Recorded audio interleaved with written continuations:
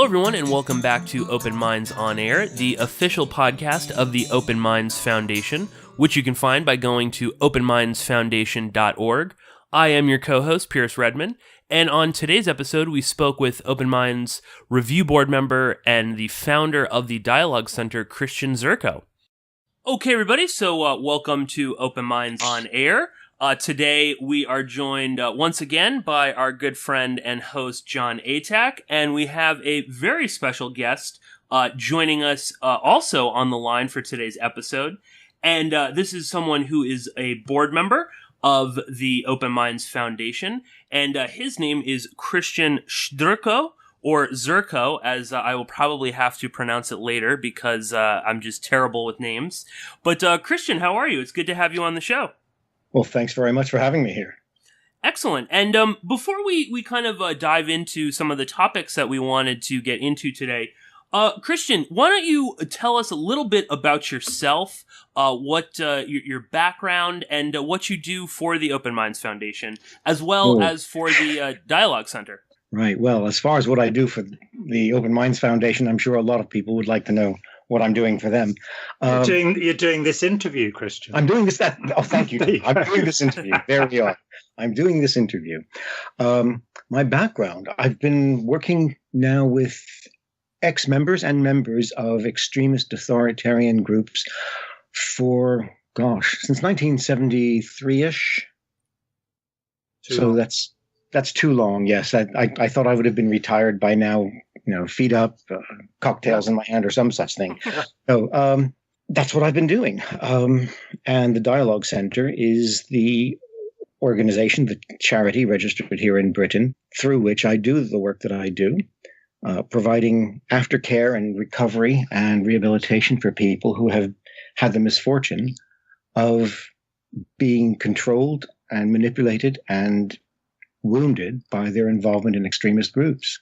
Christian, what made you get into this line of work? Is this something that you were just fascinated in? Is this something that you studied? Because it's certainly not...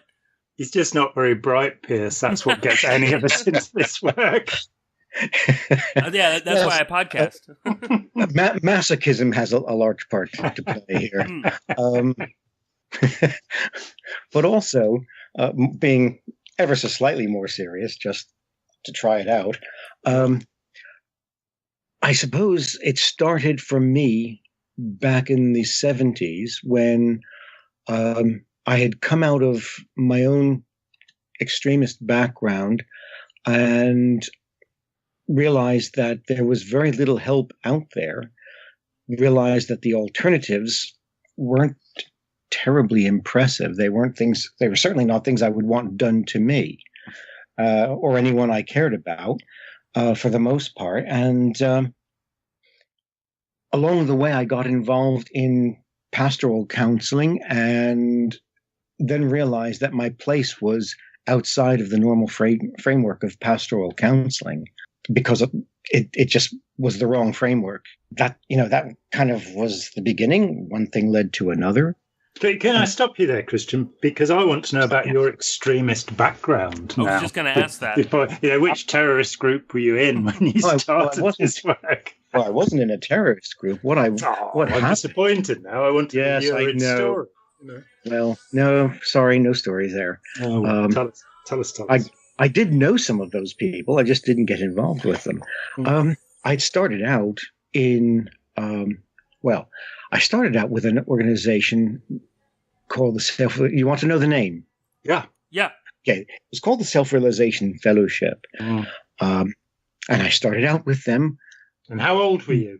I was about 8. There you go. They were available. It was the 50s. They were available by mail. You could get involved at your primary level by mail. And I did that. And from there, I got involved in other things. I started realizing that there were a lot of different ways of pursuing the same kinds of goals. So I got involved in some other groups, too many to mention, because what I was trying to do as I became tell us one or two of them, though. One or two of them. Yeah. Well, for a brief time I flirted with Swami Muktananda's group, I got involved in as well 2 different Zen groups. I got involved in a Korean Son group, and very briefly flirted with tantric Buddhism. This is going to be like this Peter Sellers song, isn't it? They say that I'm too old. I guess I'm coming up to 9. You know, that by the time Christian was 10 years old, he'd already been involved in 57 cult groups. You know? Well, no, all of this took till I was about 16 or 17 or 18. But the point is, were they primarily Eastern-based? They were all Eastern-based groups, and they were all Eastern philosophy-based. And the thing was that once you have encountered one Eastern philosophy, one version of Eastern philosophy, you have walked through the door into several more. Yeah. The parallels and the equivalencies are so vast that very often you're talking about nuances or else kind of different shades of meaning of certain terminology or different terminology. And I was looking to pull all of them together. I mean, my background, as you know, was kind of Buddhist Taoist, whereas your background was kind of Hindu Buddhist, yeah, something like that? Pretty much. And until I got involved in Korean Son, and there are strong elements, at least in certain kinds of teaching, there are strong elements. There's a lot of crossover into Taoism. Yeah. Because of course, yeah. Korea was so strongly influenced by China, as was most of the region. And the Chinese very quickly took Buddhism, Taoism, and Confucianism and found ways of making them interact on a philosophical level. And so eventually you end up standing in one of them, looking at the other 2, or trying to stand in the middle of all 3. So, I mean, for example, you have the commonality between Hinduism and Buddhism of enlightenment. Yes. Moksha, liberation. And so the routes towards that, it strikes me that the Western mysticism is a different thing. Yes, it is. Yeah. And again, if you walk through the door of a Christian quietist mysticism, then you would recognize the other forms of quietism within Christianity, probably. But they're, in the same way with the Eastern groups. And then somewhere in the middle, you've got the Sufis, who seem to have taken from just about every direction, bless them. Yes.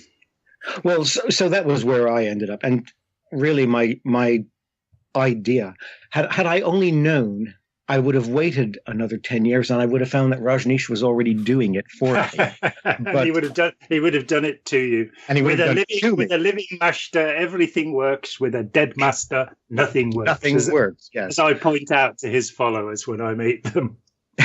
He said it, not me. But the thing was for me to try and bring all of these themes together, because it seemed to me that the divisions were artificial, and maybe areas of emphasis that were just suitable for certain individuals more than for others. So that was how I got started. And when I realized that that had certain disadvantages for me, it had certain very strong psychological and emotional consequences. And you were 16 by the time you were, done with it. And then, if I remember rightly, you were an usher in a cinema. I was an usher in a cinema. California or something. And somebody had a problem with silver mind control. Is that the one that started it? Oh. That was the one that started it for me. And I was, let's see, had I turned 21? Yes, I had just turned 21. I was working in a cinema in Los Angeles, and one of my colleagues was struggling with silver mind control, and it had really messed up his head. Mm. Because what you have to understand is that sometimes it isn't just the group's interference with you in terms of giving you orders or making you do things or ripping you off or whatever they do like that. Sometimes it's what the mental disciplines do to your psychology. Yeah. And silver mind control is an offshoot of Scientology that aims to focus on the new thought idea that, you control the world with your thoughts, and everything that happens to you, you made happen, which is a fascinating idea and believed by so many people. Yes, it is. It has that, but he strongly focused. It was Jose da Silva. He strongly focused on what's called exteriorization in Scientology, which is the whole route that Scientology is meant to be going towards, the operating thetan, where you will be able to leave your body and act outside of it at will. And De Silva was getting into the same kind of thing that Hubbard had got into. Hubbard, I think, wrote 90 procedures that were meant to make this happen and make people go out of their heads, as I like to think of it. Yes. And they tend to give you a headache. They tend to, do some pretty harsh things to you, as well as inducing terrible guilt because you're told that everybody else is doing this successfully. Yes. And that, you're the only person that doesn't seem to be able to get it right, And then you ask, something bad happens in your life, you've caused it. Yeah, and anything good is because of them. And you just go, look, James Randi, $1 million, prove it. And nobody's done it yet. Well, Christian, did you, you were talking there about when you're 21, you're working at a theater in Los Angeles. Yes. You are approached by an individual who's suffering from this, and this was your first sort of foray into this work. This was the first time he just understood, and I never did think, it didn't occur to me to ask him why he was asking me. I was sitting at the lunch counter. You were wearing a uniform. I was sitting in the lunch counter right across the street from the cinema where we all had our lunch, and he came over and he started chatting about something kind of general, and then he just kind of launched into this thing as if somehow I was supposed to be the person to know. It's the same for me. I've not really thought about it, but when I was about 17 or so, people just started sitting down and talking to me, and I just can't get them to make them go away. It's like, just leave me alone. What am I doing? Sorry, carry on. But it is true that we just must have some kind of sign that tells people. Yes. An arrow over our heads or something. Yeah. So he just started telling me about his experiences, about how Silver Mind Control had cured him of brain cancer, but that the price that he was paying for it personally with various brain cancer. Well, various things were happening to him that were so distressing that he wanted to leave, but he couldn't leave because he'd been told that if he ever tried to leave, the brain cancer would come back and he would die. And we started talking about phobias. I didn't realize it, but I was talking about phobia induction and all sorts of other things, in terms of restricted reality testing and the way that he was being controlled by not only by what the leader was teaching, but by the attitudes of the members around him, so that they were controlling him in that way.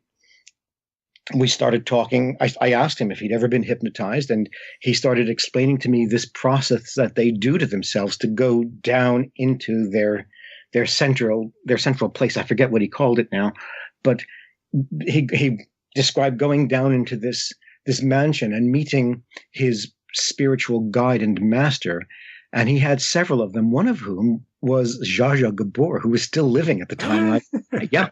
And I did ask him, Oh, darling. I don't wish to mock, because he was quite serious about this. And, I asked him about all this, and he said that this was a manifestation of the masters that he was in touch with. And the way he phrased it, I knew he was serious. He wasn't having me on, but they had made it clear to him that he couldn't leave, or he felt they had. And so we talked about the way that hypnosis had affected him. And is it possible that not only was he self-hypnotizing, but that he had undergone some kind of trance induction? Anyway, long story short, we went through a series of conversations, and rather sadly, he came to the conclusion that although what we talked about made sense to him, he couldn't afford to test it, because if I was wrong, he would die. Yeah. And so I assume he just stayed within the group. Well, I don't know, because I did lose touch with him after that. I ended up leaving that job and moving away, not that long after that conversation, a few months afterwards. And so I never really found out what else happened, or whether he changed his mind or anything like that. But along the way, some other people came and they wanted to talk, and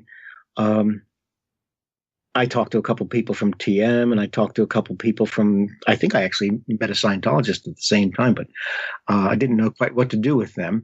No. I didn't know anything about Scientology at the time, and he just wanted to talk about it. He didn't seem to be too clear what he was trying to say, but he was very happy about something and very unhappy about something else. And I just thought, well, let him talk, so I did. Yeah. But I was a little concerned by one of the TM people in particular who found himself feeling like he was unable to stay stable in his own body because of the meditation that he was doing. Depersonalization is, or exteriorization, if you look at it in another way, If you look at it another way. Yeah. And, and I did explain to him that meditation does this, and this isn't just TM, that TM's secret isn't actually a secret. Huh? That the mantra that he was given, I said to him, I don't know what your secret mantra is, but I can promise you that if you look through enough Hindu texts, you'll find it there, and it's not a secret. And you're very likely to find out that it's the name of an evil spirit, as the US courts found out. It's going to be a Hindu deity of some kind, in one of its manifestations or another. And I said, maybe the question you should be asking yourself is not just what did you get, but what did you pay for what you got, and what have you given up for what you got? I was asked to Collins, before it became HarperCollins, asked me to write a book about transcendental meditation. This is way back, 91, somewhere around there. And so I spent 6 months actually interviewing people and talking. And I went back to them and said, I really don't want to do this.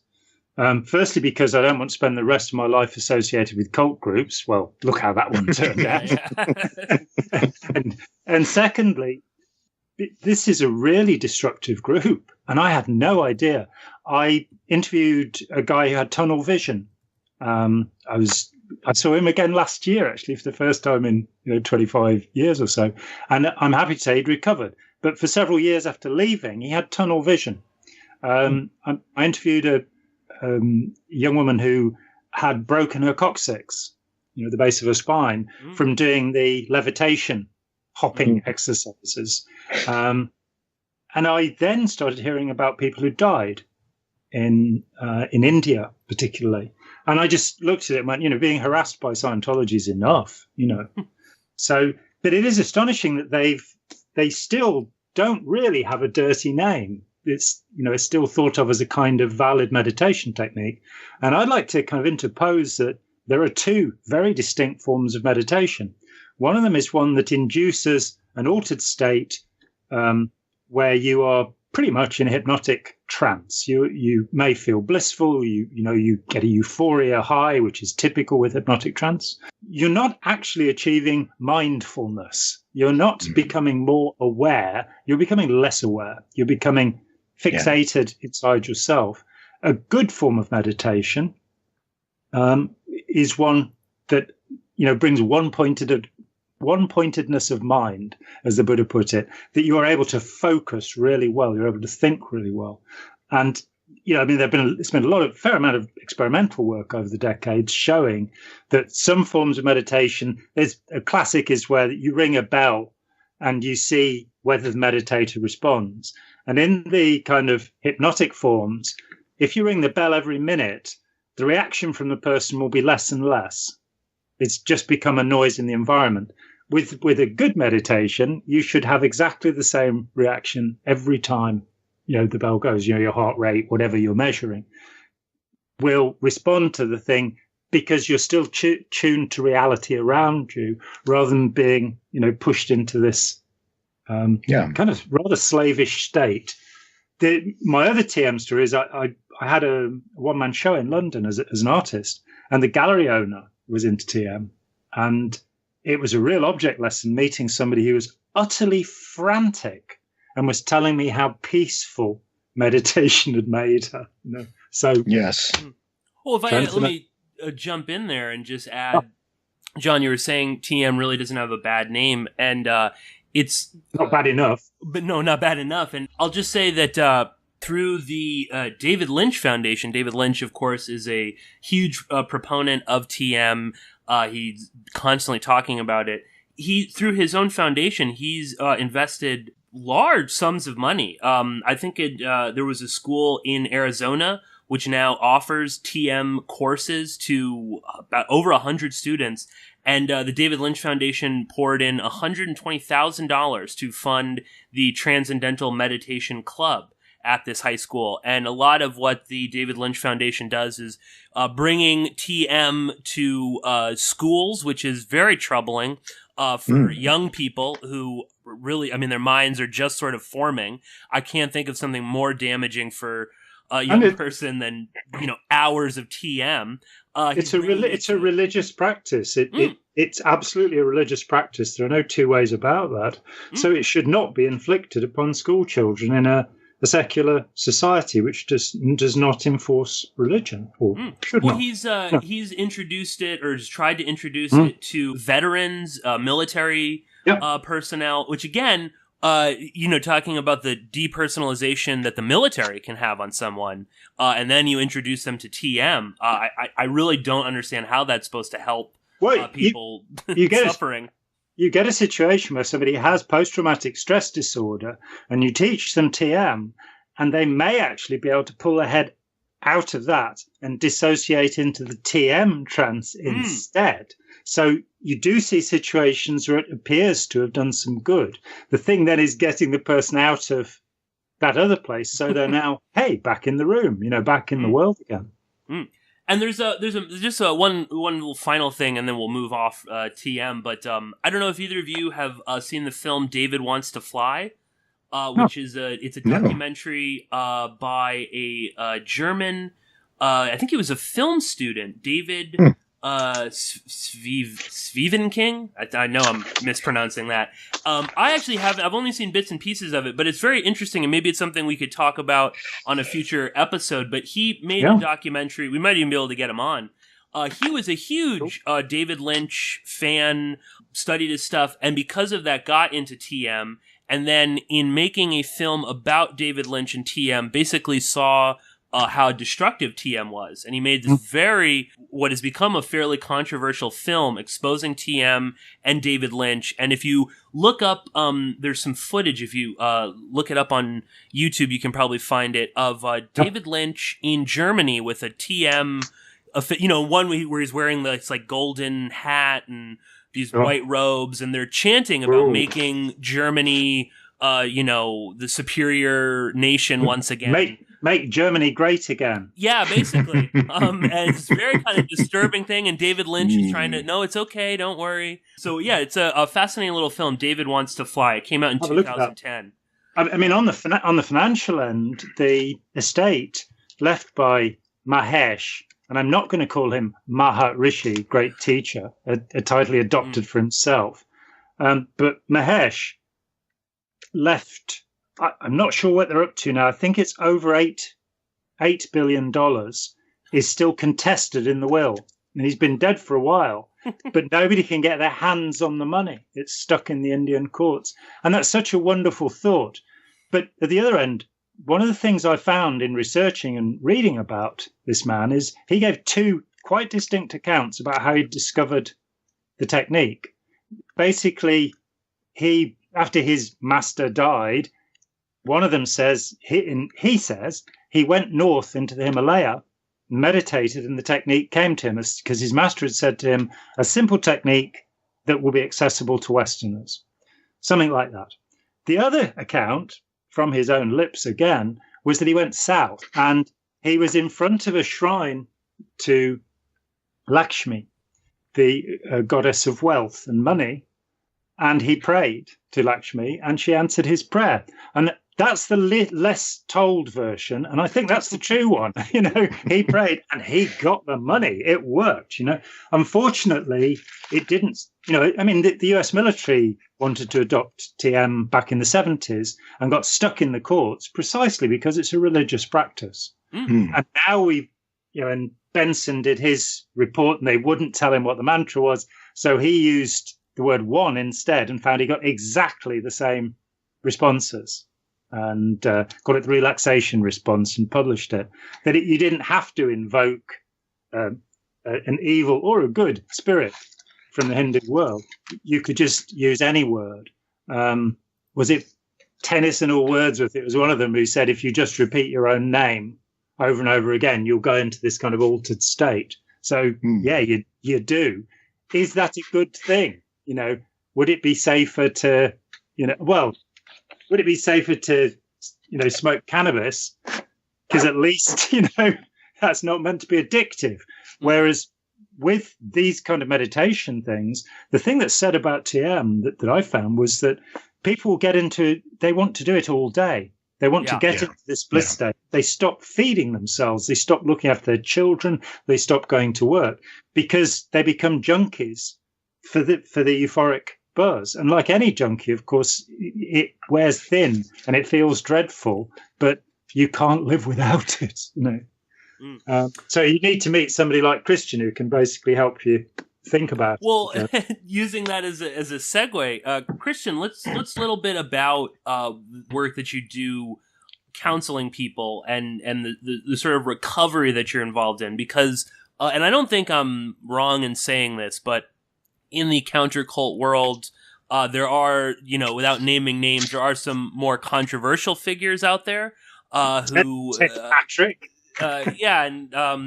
advocate what I would is a very kind of traumatic version of counseling. Talk a little bit about the actual process. Say I come in to you and I'm in TM and I want to get out of it, or I'm having second thoughts. I mean, what's the process like?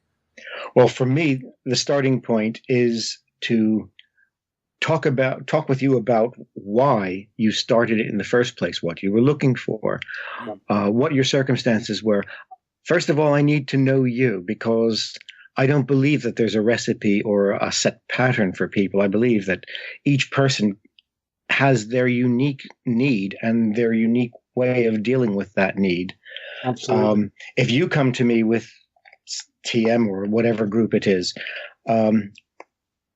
what you need from me is going to be different. And I need to ascertain what that is and whether I'm able to successfully help you. So I need to hear from you. How did you get involved? Why did you get involved? What were you looking for? Have you found it? If you found it, why are you having second thoughts? If you haven't found it, why are you having second thoughts? What do you think is in the future for you? What are you looking for? Really, I want to know why you're talking to me as well. What is it you're hoping that I can do? Because what everyone has to understand is that there's no magic wand. I'm not going to wave a magic wand and you're just going to say, "Oh, I'm all better now." If only, but it doesn't work that way. So that would be my starting point, to get a feeling for what you've done in your connection with whatever group it is and why you've done it. That gives us a starting point to discuss what it is you're looking for from me, where you're hoping that I can take it with you, and to reevaluate that commitment. Are you looking for a safer way to meditate? Are you looking for a way to get away from meditation? Have you experienced problems that you need help with? Are you concerned that you might have problems in the future but haven't had them yet? What is going on there? Because I need to know that as much as anything before we get started. Once we're talking about that, then I would be looking to map out a kind of a plan or a direction with you, especially where a group exercises authority over someone, where someone is experiencing abuse, where someone is experiencing a very radical and extremist structure of thought and of action and of hierarchy within the group and so on. When I'm seeing things like that in what you tell me, then I'm going to know that you're going to need to reevaluate all that. It also helps me to know how to determine my proceeding with you, because when somebody has been in an authoritarian group, the last thing they need is an authoritarian assistance. You see what I mean? And it's an easy mistake to make. And I think if we cut back to the 70s when deprogramming was happening. Exactly what I was thinking. Ted Patrick, Black Lightning was kidnapping people. Yeah. When Christian and I were at Toronto in 2015, we had two people there who'd actually worked with Ted Patrick back then. And they told horror stories about their time. This idea of brutalizing somebody. If you like, what we want to do is to make sure that the person has their own autonomy. Yeah. And if they're within a group and they, and I can think of not very many, but I can think of occasionally people who actually decided to be within the group. And when a group has, I didn't do anything in Scientology that I didn't agree with doing. I didn't follow an order ever. I was not traumatized, humiliated. It makes me quite unusual. But if the person has their own autonomy, if the person, you can see that they've made their decisions, they've thought it through, and they understand the efforts to bring them to comply that may have been made. They have some understanding of normal social dynamics and how those can be amplified. Then you look, you have to be the person they're directing rather than, they're used to the other way around. And you have to give them their autonomy by saying, well, exactly as Christian says, what is it that you actually need to know? What are the questions that you really want to ask? And I may be able to answer I'll be able to answer some of those questions if you're talking about a group I know about. But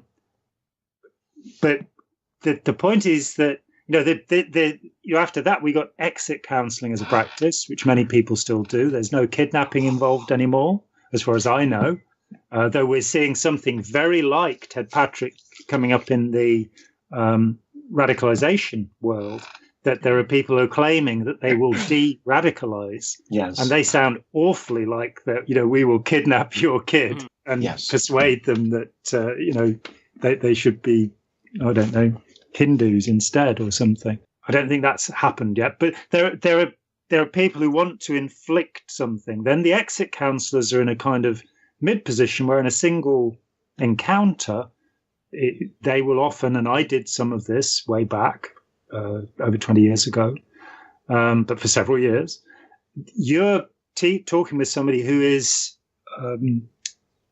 they might be fanatically obsessed by the observation of an outsider. They're completely into the group, and you're meeting them on behalf of somebody else. What's changed is people have come towards Christian's approach more.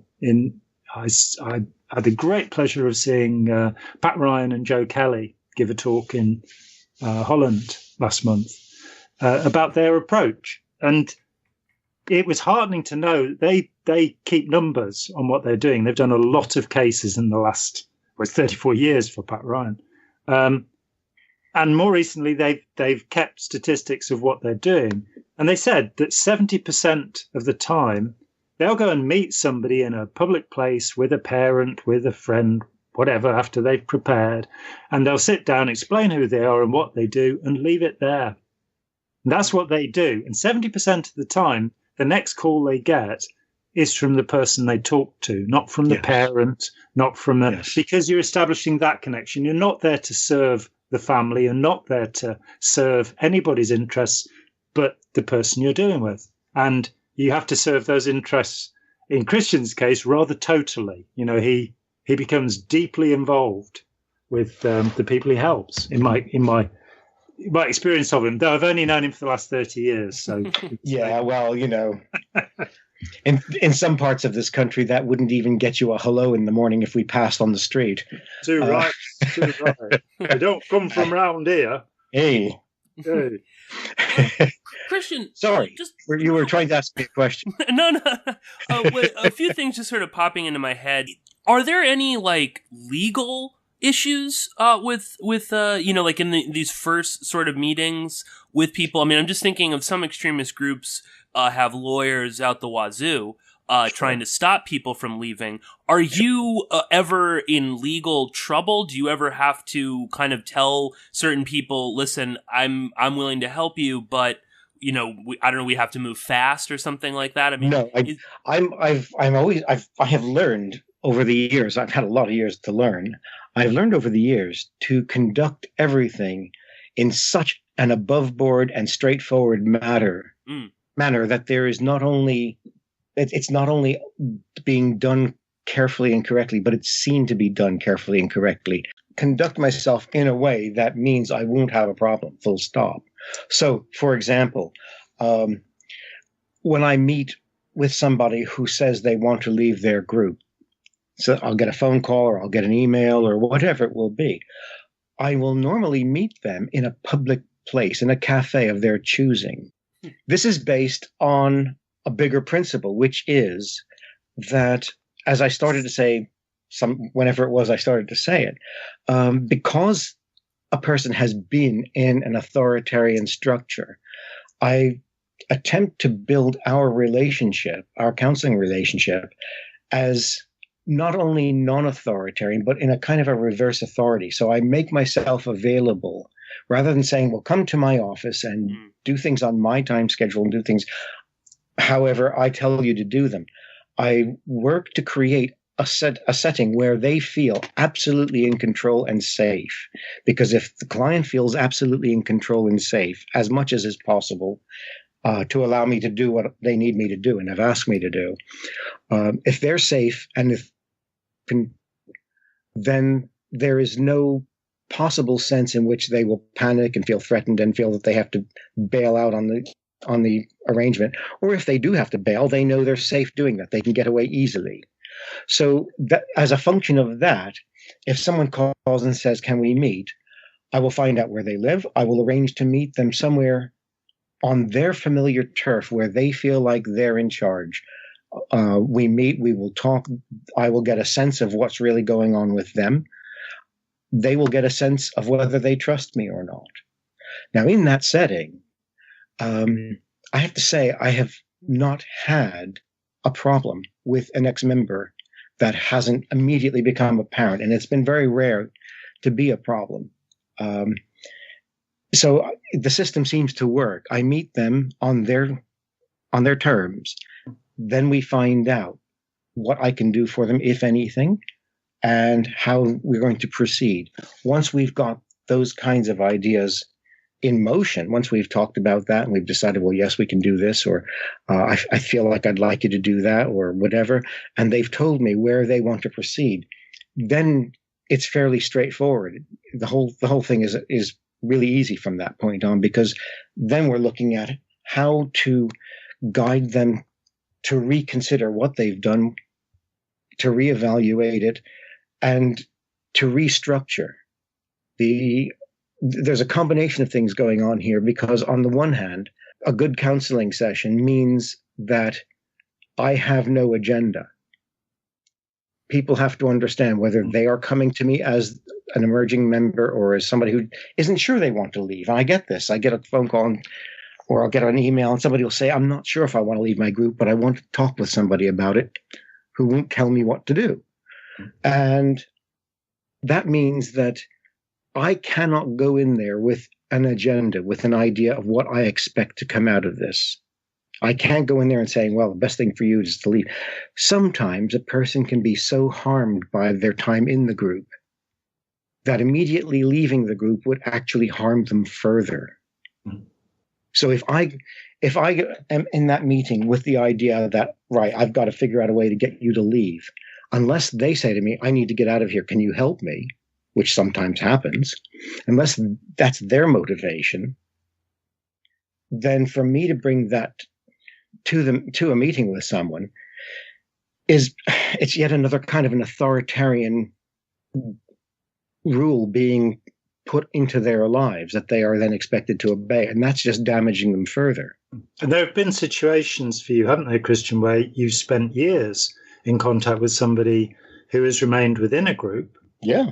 And it is a matter of, years, not just a day or two. Yeah. And you're just there for them whenever they need, I'm there for when they need it, and eventually they decide where to take it from there. I've even had someone, well, see, this then feeds into the other problems. Sometimes a family member or a close friend will see what's happening to someone and say, oh, I've got to get them out of this group somehow. I know, I'll get some help from somebody. And eventually they come to me if they do. And they'll say, we need you to get this person out. And I've got to explain to them, that's not my job. My job is to help them to be okay, to be safe and to be okay. And if that means not pushing them out, then that's what I'm going to do. I don't have an agenda, and I don't work. Once you put me in touch with an ex-member or an emerging member or a questioning member, I don't care if you're the parents or the spouse or whatever. I no longer work for you. I work for that person. Yeah, exactly. I mean, you talked about having somebody reconsider their involvement, and that was as far as my goal ever went, and I always made that very clear to any family or friends who are coming to me. I remember one guy turning up and he said, right, I've got the plane tickets, we'll kidnap my sister and we'll fly her home, let's do it. And you kind of going, hang on a minute, what's your name again? Yeah. It's well, there used to be a fashion back in the 1980s when people were realizing that kidnapping was a really bad idea. They finally got it into their heads that deprogramming and kidnapping and all that kind of stuff was a bad idea. So what they were doing instead was they were saying certain people, not everybody, to be fair, not everybody was saying to do this, but certain people were saying, well, I'll help you. Just have your son or daughter or spouse or whatever it is, have them home for dinner and tell them you've invited an old friend. Yeah, and old friend. I'll come along to dinner and you'll introduce me as your old friend. And when who curiously enough used to be in the cult you're in, and or knows all still about is it, in the cult, or knows all about it, or whatever. And I've had to explain to people in those situations, I'm sorry, that's not how it works. You want me to start out a relationship with your loved one by lying to them, and then tell them I'm going to tell you the truth from now on. That doesn't work. Number one, your loved one will see through this, because if they know you at all, they know I'm not your old friend. Number two, sooner or later, they will figure out that it's just a little too convenient that you just happen to have this old friend who knows all this. It's a deception. And you once can't, they see the lie, you cannot build truth on that lie. But you can't head anywhere towards truthfulness if you're lying. Right. And it was exactly, when I did start doing some exit counselling, it back in 1991, it was... I'd seen this thing, how you trick the person into the room, and I just couldn't do it. I couldn't see how that would work. And I then saw it done to somebody, and it was, it's ignorant because it cannot end well. You can't trick and lie to people so that they'll know that you're a truthful, honorable person. Exactly. It doesn't work that way, right? And then on top of that, as likely as not, you're going to be talking about the deception and dishonesty and trickery and immorality of the group or of its leader. And which would have tricked you into the room by saying. Right. And the thing is, once you have, it's this thing about having clean hands yourself. Once you have dirty hands, you are not in a position to point to anybody else. You just, at that point, pack up until you've cleaned your hands, obviously. Yeah. Well, it just seems like it. Oh no, go ahead, Christian. No, I was going to say, and so from within that kind of general, those are kind of, if you like, general guidelines that I've used. From within those general guidelines, it means that a member phones or an ex-member phones or an emerging member phones and says, "I just want to talk to you." And I've had people call me and say, "I heard from a friend that used to be in my group that I could talk to you if I wanted to," and we just talk. Sometimes we've had a month's worth of phone conversations, 8 or 9 or 10 phone calls in a month. And then finally they say, well, could we sit down and meet sometime? And immediately, given the framework, the general framework I've just laid out, it means that I have to meet them on grounds where they will feel like they are just as safe as if they were on the other end of the phone, where they could hang up at any time if they decided they weren't safe. Yeah. So we meet in a cafe, we meet in a park somewhere, we meet wherever they feel comfortable. I've met people in museums. I've had clients where I've walked 20 miles in the course of a day because that's what made them feel safe and comfortable. It doesn't matter. What matters is they know that I'm doing everything I can to make this easy and safe for them. Once we have that, then we can talk in a context where they feel it's okay to talk. I've even had people where they were tricked into meeting me. They were threatened into meeting me. And I had one person in particular who was told that if they didn't meet with me, something terrible would happen to the rest of their group where they lived. Okay. I was told that they had asked to speak to me and had agreed to speak to me and everything was okay. And are you sure you understand? I will not talk to anyone who doesn't want to talk to me. Oh yeah, don't worry about that. We've taken care of that. Only to get in the room and discover that they had been coerced and threatened. Oh. And as soon as I found that out, I arranged for these people to be busy in another part of the house doing something else for me while I got this person to pack up their belongings, and I walked them down to the train station, put them on a train home, and said, if you ever do want to talk, here's my phone number. And that was the last I heard from them for over a year. And then I got a phone call. And that was the beginning of a conversation. And, the thing is, you have got to give people the freedom that has been taken away from them if you expect them to see the difference and realize that they could have this freedom all the time. If you have an agenda, if you have something you're running on them, some kind of a scam you're running on them to get them to do what you want, if you want them to do something in particular, you're not going to help them in the same way. And I say this knowing that there are folks who will hear this broadcast and will say, well, I don't know. I know somebody that was deprogrammed or somebody that was tricked into meeting with a counselor or whatever, and it worked out okay for them. Yeah, maybe, but that's really not a good way to go about it, because if that person were sitting with me, I'd like to ask them certain other questions about how they feel about themselves and about things in general, and what their recovery's like. Yeah, I mean, there's a huge mistake out there, which I ran into the other week, that somebody becomes involved with a group, they have some counseling or whatever, they do some meditation, and they feel so much better, therefore the group's a good thing. Yeah.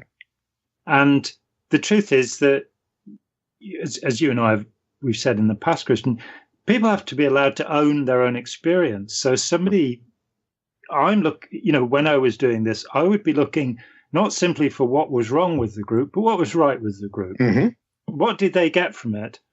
And, possibly offering them some other way to get that, some safer way to get that, another form of meditation or what have you. But also trying to help somebody to understand what it is they were getting, So if you stare at the wall, you'll get the Ganzfeld effect. If you stare at anything, you'll get the Ganzfeld effect. It's your brain. If you sit in a room with the lights off, within 10 minutes, you'll start to hear things if you're a normal human being, because your brain is reading its own static by this point. It's looking for, you've tuned up the sensitivity so much higher that it's now the static that's coming through. And of course, you've just raised another point of it. Yes, you can get a person to do what you want by locking them in a room or sticking them in your basement and saying you're not leaving here until you sign a document telling the group that you don't want to be a member anymore, or whatever they do. But there are things that I can do in a purely voluntary setting which cannot be done in that setting. So, for example, when I sit with someone, we go through questions of how do you know what you know? How did this happen to you? How were altered states of consciousness used to persuade you that what the teacher was saying was true, to create a mystical confirmation or mystical manipulation? Yes, to produce an experiential confirmation that this doctrine is somehow the thing you need to believe. How is the context manipulated so that the people around you were making you feel like the only way you could be was to be the way they are being? How were certain members of the group held up as examples of a good believer, a good disciple, whereas the other ones were treated as doubters and as shameful people? How much gaslighting was taking place to the membership? Yes, how much gaslighting was taking place. But even the thing, I mean, there's the well-known experiments where they will show a picture to a group of people, and they're actually experimenting on only one person, but he thinks that he's part of a group being experimented experimented on. And they're told, well, what's the right answer for whatever the picture is depicting? And he will soon find himself waiting to see what the other people are saying, even though they're saying what's wrong. They're giving a wrong answer, and he will find himself giving the same wrong answer, even though in his heart of hearts he knows they're wrong, but he doesn't want to be the odd man out when everybody else is saying that this line is the same length as this line, and it's not. It's not at all. Solomon Asch pretty much kicks off the subject in late 40s with the line experiment. That's right, and there have been so many variations to double check and double check and double check. Tens of thousands now. Yeah.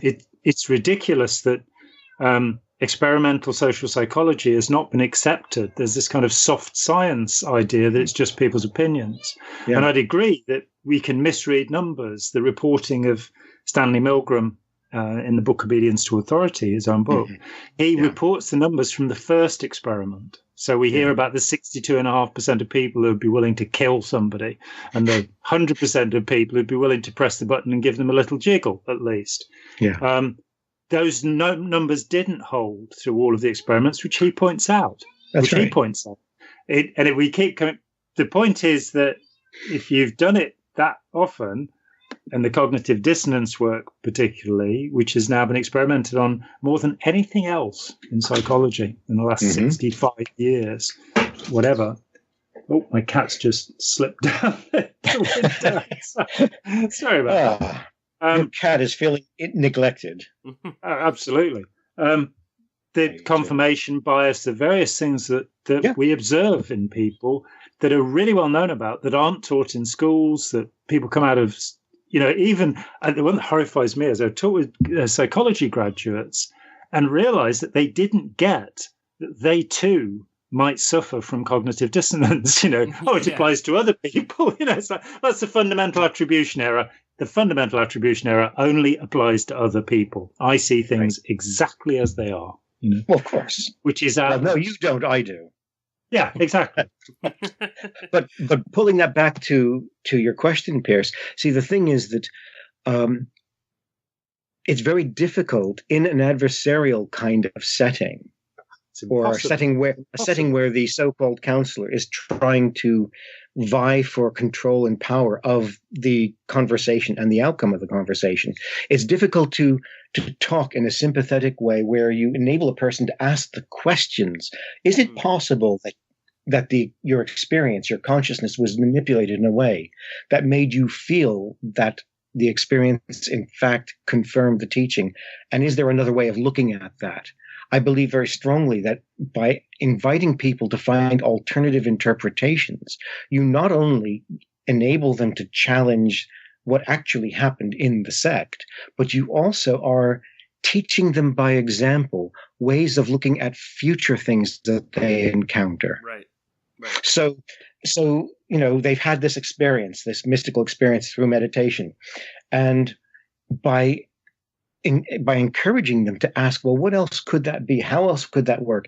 At the same time as you're giving them information of things that they weren't allowed to know about or weren't exposed to because the group regulates their information and controls their information, it allows them to stop and think, well, wait a minute. Actually, that could be this, or it could be that, or it could be that. Now, they've already then, in doing that, begun to create the pattern of saying, do I have to allow this person to force me down an ever narrowing chain of logic to come to the conclusion that they want?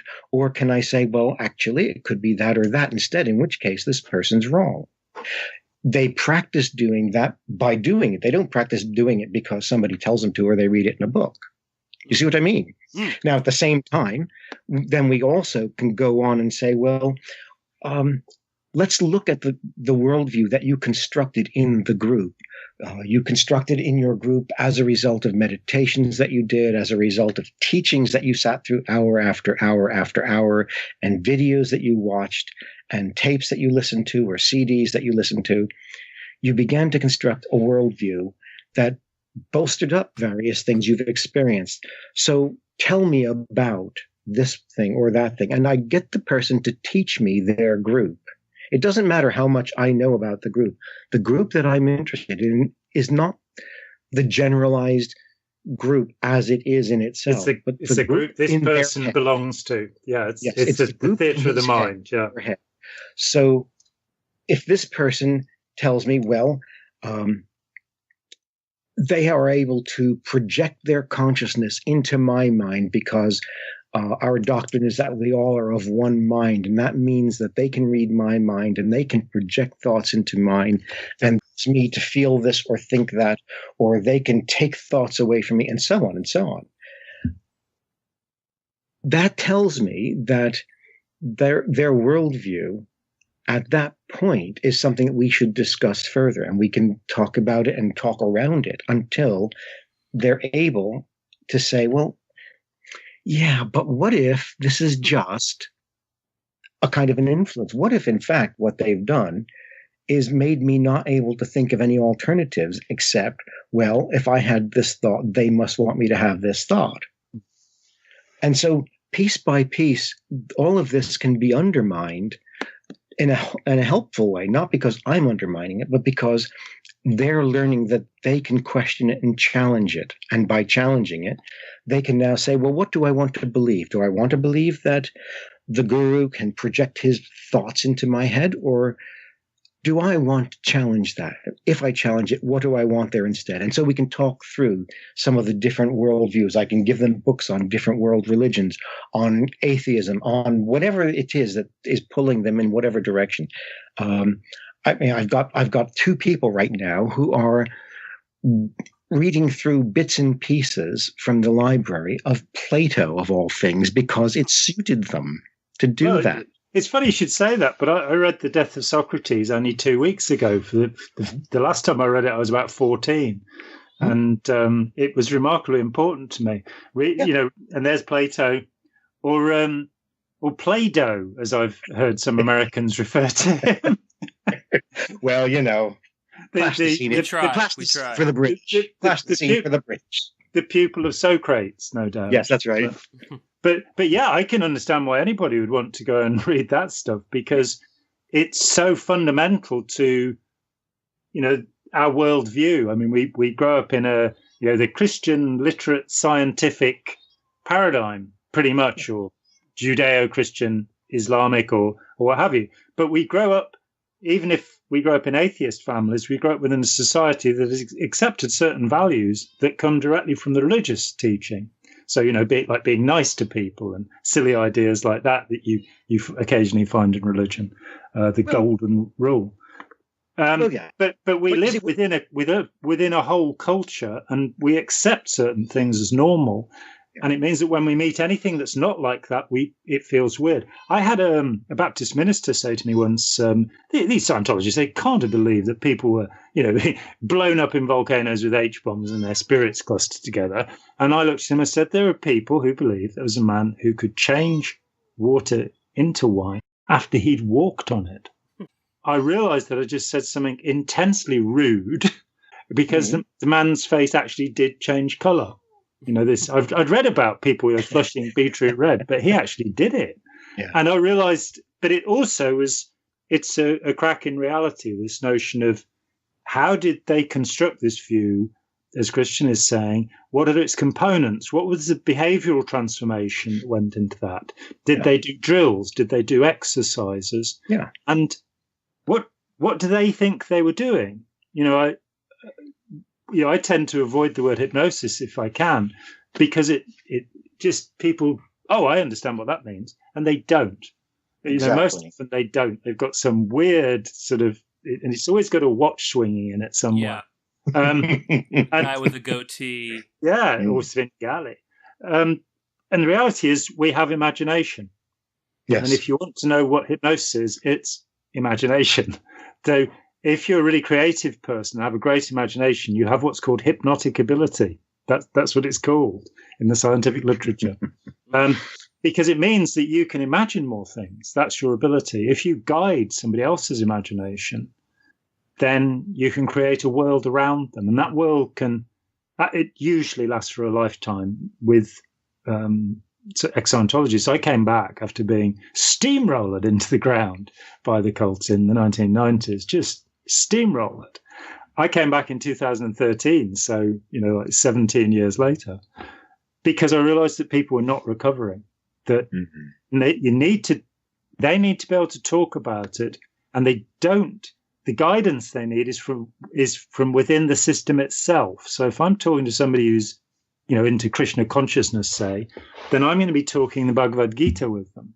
I'm going to understand as best I can what the Mahabharata says, what the Vedas say, that, I need to understand that I'm dealing with a rich tradition of philosophic wisdom that has, from time to time, been used to make people do very silly things. Yes, and you have to interpret it specifically from their personalist point of view, because which is to say they believe in God as a person, as opposed to the impersonalists. Yes. It always get to the Krishnas, and it's always that. The first time I ever heard the word impersonalist was from a Krishna when I was 18.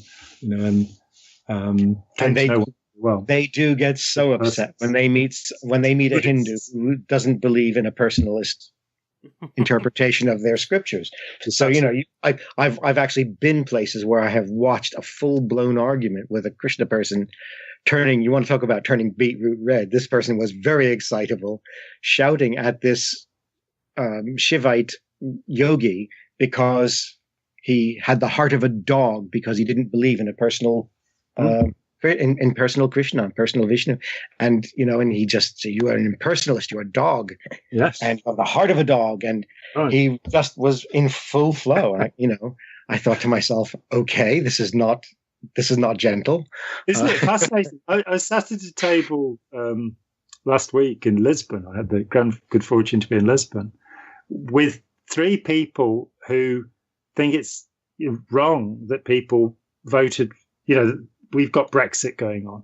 And it just fascinated me how passionately involved we become in our nation, in our, economic relationships, in, these massive abstractions in which we live, and upon which we have almost no effect, because there'll be a hurricane or, something, a volcano will blow, or there'll be a tsunami, something will hit our world and our economy will do what it does, whatever.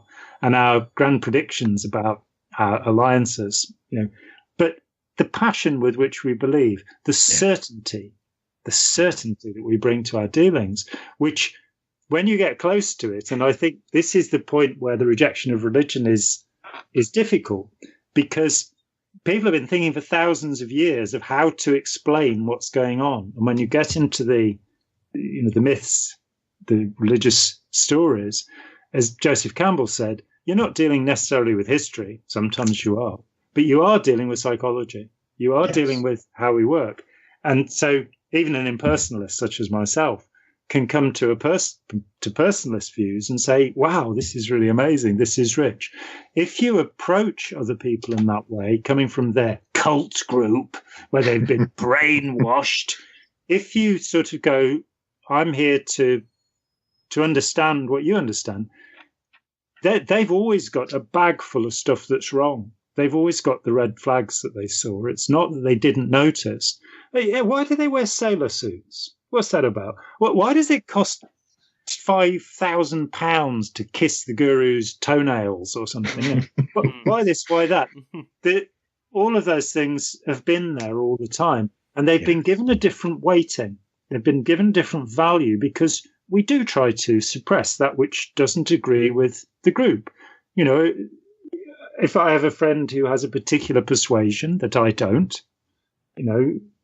then it's rude of me to, if I know that I have a rabbi coming to dinner or an imam and I offer them pork, that's just rude, So we have to, I think being open to the values and being open to I like people to believe different things. I'd hate to live in a world where everybody believed the same things. There'd be nothing to talk about, and I learn from, sitting with people who don't agree with me. It's wonderful. My cognitive dissonance is my greatest gift, being able to feel, a little bit uneasy because somebody's saying, no, I don't think that's right. or you've remembered that wrong, or I don't add it up that way. Have you seen what Plato said about it? Plasticine. It seems too like a lot of what we're talking about here, talking about someone leaving an extremist group, is also giving them choice. I mean, they clearly don't have choice. You have to give them choice, Pearse, because while they're in the group, they're experiencing a series of processes which narrow down their choices. Mm-hmm. Very few of the really strong and successful groups, let me put it that way, very few of the really strong and successful groups are so black and white right from the beginning that they bully people into a point of view. Much more often, the recruiting process is of an ever-narrowing selection until you come to the place where you have to make a black or white choice, by which time you've committed yourself in so many other ways, both personally and relationally, with friends you've started to make in the group, with attitudes you've taken towards the group, towards the guru, financially, of course, but even the first steps of acknowledging the guru as a superior being or the leader as a superior teacher. Anyone in the world is a superior being without having some good, firm evidence that they can walk on water, or whatever is required. That, earlier I was thinking about Sai Baba, the Japanese camera crew that found that they filmed his footstool, and when people kneel on the footstool, they go, "Oh wow, I felt this shock," and they did.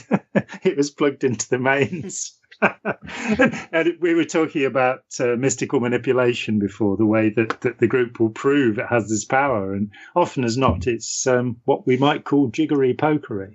It's just made up flim flam. It's conjuring. Well, and again too, the what you're talking about, Christian, in giving people choice. It just got me thinking of the extreme kidnapping, deception, deprogram. I mean, that just reinforces the group. Yes, that everyone it proves the prophecy of the leader that if you talk to outsiders, they're all instruments of the devil, or they're instruments of the evil, or they're instruments of the world system, or whatever they call their bad guy. And it just, every time you do that, every time you create that kind of polarity between yourself and the other person, you're just proving that the leader's right and you are wrong and you're not trustworthy. Oh, exactly. So the point is to create a situation where they understand that you are giving them room to make their own choices. In a sense, I aim to set up a relationship that is as much anti-sectarian as is possible, given the needs that they might have, where, for example, a person, it's very common, a person simply will not have had information available to them. And so I can say to them, I've got some books that I could recommend to you if you have access to books, or if you don't, I have a few books I could lend to you. And you're welcome to read them at your leisure. You're also welcome to say, no, I didn't like this book. And you're welcome to sit with me after you've had a shot at them, and we can discuss them. You can tell me what's wrong with them, or we can just go work our way through them as it suits you. What do you want to do? It gives them choice, and it means that they're reading a wide variety of alternative ways of looking at things. So I will give them, for example, opening minds. I've been using that since it's been published, and it's been very useful because people can read that and they can start saying, well, gosh, there are all these innocuous or seemingly innocuous ways of guiding a person to do what you want to do. And I've seen the leader do these things. Now, once they begin to have those kinds of thoughts, it makes it easier for them to not feel as if they're doing something terrible by asking questions. And it just reinforces this idea of making a free choice rather than having someone, me or anyone else, say, this is what you've got to do. Because it isn't about me. It isn't about their parents or their husband or their wife. It's about them rediscovering how to be themselves. You see what I mean there? Oh, yeah. Well, I was just going to say, too, because, I mean, again, if you don't give individuals this choice, but you force them into leaving, I mean, again, I think it reinforces that they're stupid, that they made some sort of a mistake, that they've done something wrong, that these extreme tactics were warranted. And this is never really going to help someone. They might technically leave the group, but they are still susceptible to all of the same coercive tactics over and over again.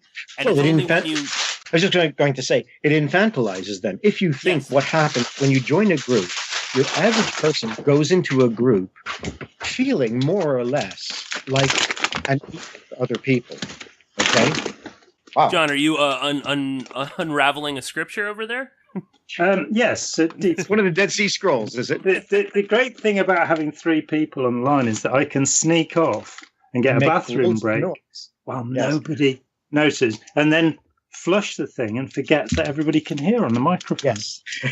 Well, anyway, no, you see, the thing is, when a person joins a group, as often as not, they feel, relatively speaking, like grown-ups. So they feel initially as though they're speaking to more or less equals who maybe know something they don't know. Now, very quickly, in an abusive group, in an authoritarian sect, very quickly you realize that there are one or more people in that group towards whom you are expected to behave in a more and more childish fashion. 12 years old down, in the period where you still adulate the grown up before the adolescent rebellion sets in. Then they leave and they get to be 13. It can be quite interesting. Sorry, Kristen, do go ahead. So gradually what happens is you find that the way the group is constructed and the way the leader or leaders talk marginalizes you until you take that role. So you go into the presence of a guru, and I've seen this happen with gurus visiting even here in this country. We've had several of the more popular gurus in this country, but also I've seen it in America during the heyday of guru visits to America. You might have to explain that this country is England, Christian. Sorry, yes, I am in England at this point. People might mistake your accent. My apologies. I mistake my accent all the time. Absolutely. I suddenly break into strange country accents, yes. But, even with Muktananda, you saw that people who were adulating him got more of his attention. They got FaceTime from him. People who approached him almost like a tourist approaching a tourist site, he would just glance over them and then turn his face away. The way to see the guru and be seen by the guru is from below, looking up adoringly. And so if you start establishing relationships with these other people who are encouraging you, isn't this great? Isn't this wonderful? The way to fit in is to take the attitude toward the master they take. So you begin to take that sometimes metaphorical, sometimes literal attitude of being below and looking up adoringly. And generally, so you become infantilized to the point where you emotionally regress. I have met long-term members where emotionally they had forgotten how to be grown-ups until they come out and they have to learn and reclaim their own adulthood. And that's also part of the manipulation process. Oh, well, that leaves you with you can't leave if you're a child. Absolutely. How do I pay for the electric bill? How do I rent a car? How do I, anything? I mean, there's a job. Now you're touching on the recovery process. I've had members or leaving members brought to me who, one case I remember in particular was somebody who was living at the Unification Church headquarters in London, who in their escape got as far as the corner down the end of the road and was afraid to cross the street because they had heard someone talk about how somebody else had left the group and had been hit by a bus. And they didn't trust themselves to try and cross the street by themselves now that they weren't any longer being loyal to Sun Myung Moon.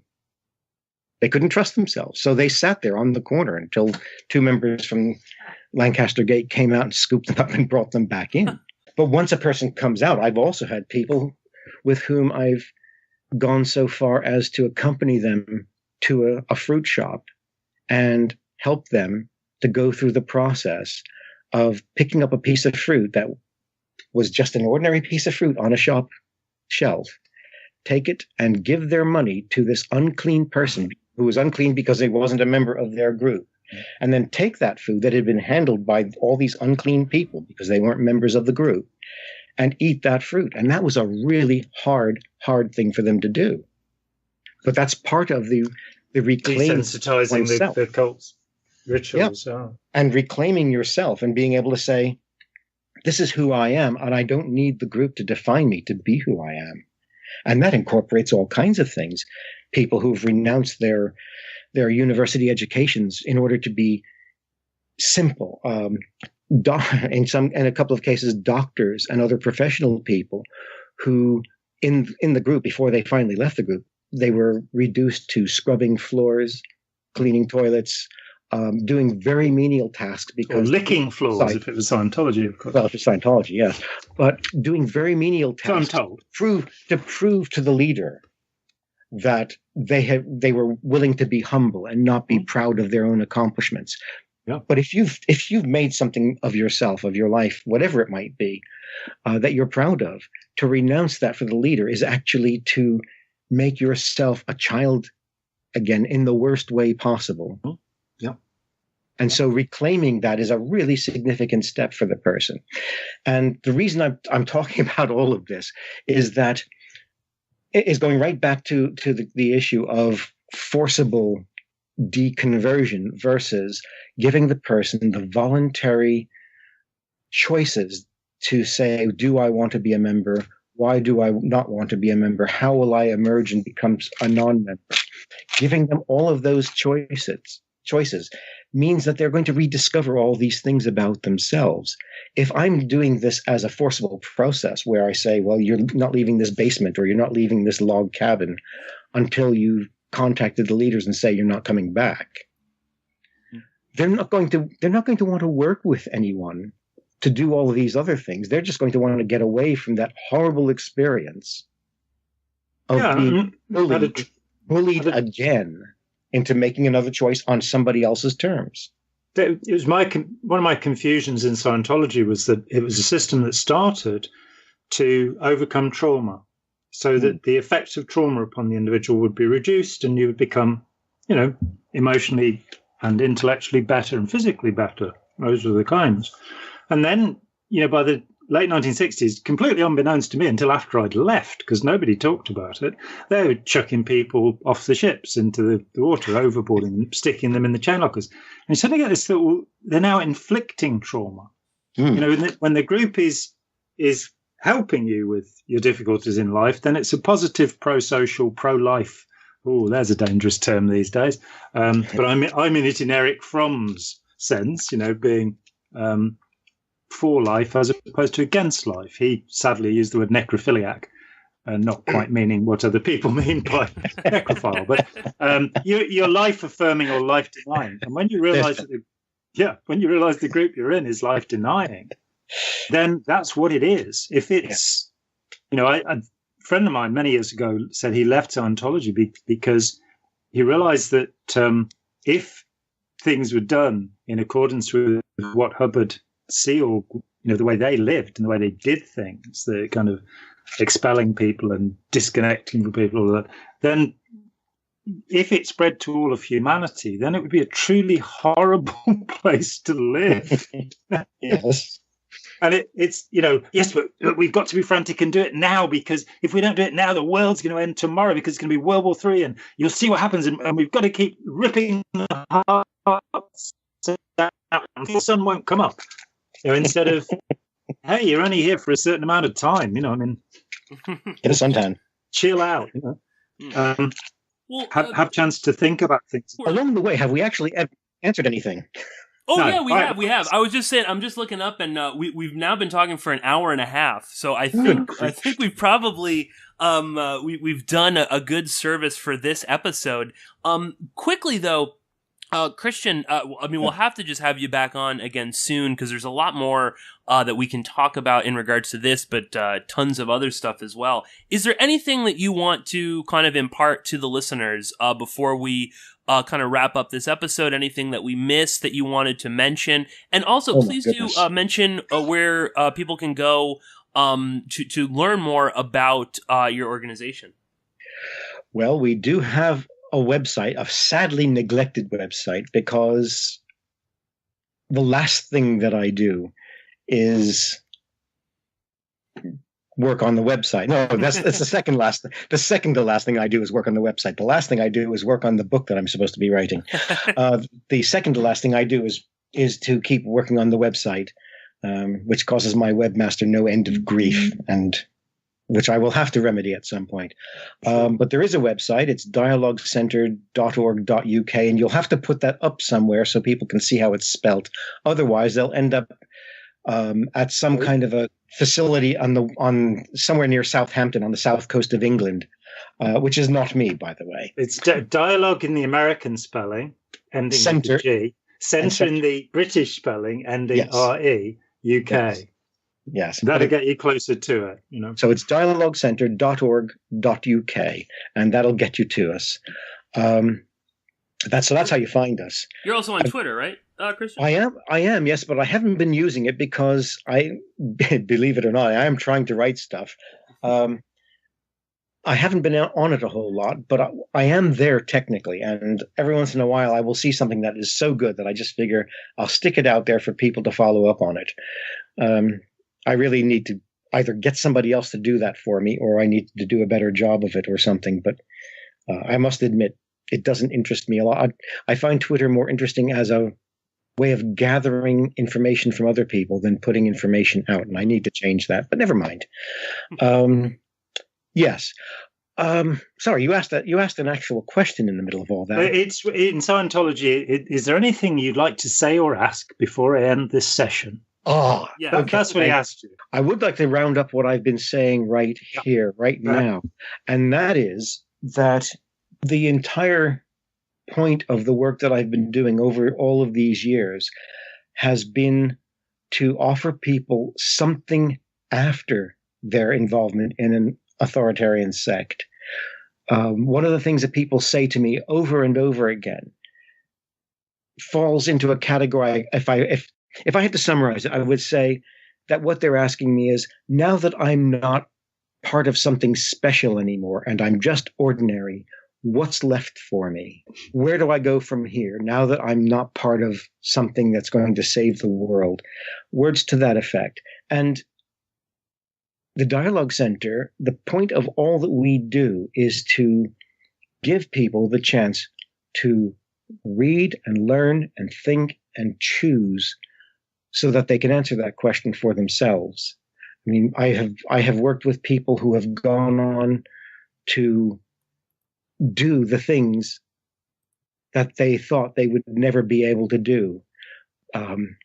Whether it was get the education they thought it was too late for them to get, or have the family life that they thought they were too old to have, or whatever it was.